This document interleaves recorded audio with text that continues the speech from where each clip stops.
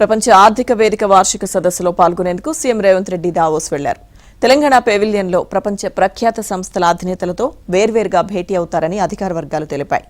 ఇందులో Google, Unilever, Honeywell, Salesforce, L'Oreal, Novartis, Tata groups, DP World, Infosys, Cisco వంటి ప్రముఖ సంస్థలున్నాయి. అలాగే అంతర్జాతీయ ప్రతినిధులతో నిర్వహించే రౌండ్ టేబుల్ సమావేశాల్లో సీఎం రేవంత్ పాల్గొంటారు. ఈ చర్చల సందర్భంగా తెలంగాణలో పెట్టుబడుల ఆకర్షణ, ఇప్పటికే స్థాపించిన పరిశ్రమల విస్తరణపై ప్రత్యేకంగా దృష్టి సారించనున్నారు.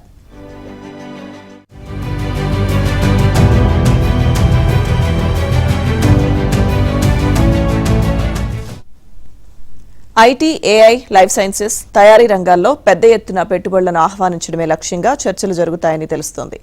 ఆ దిశగా గత డిసెంబర్లో హైదరాబాద్లో నిర్వహించిన తెలంగాణ రైజింగ్ గ్లోబల్ సమ్మిట్లో విజన్ డాక్యుమెంట్ను ఆవిష్కరించారు.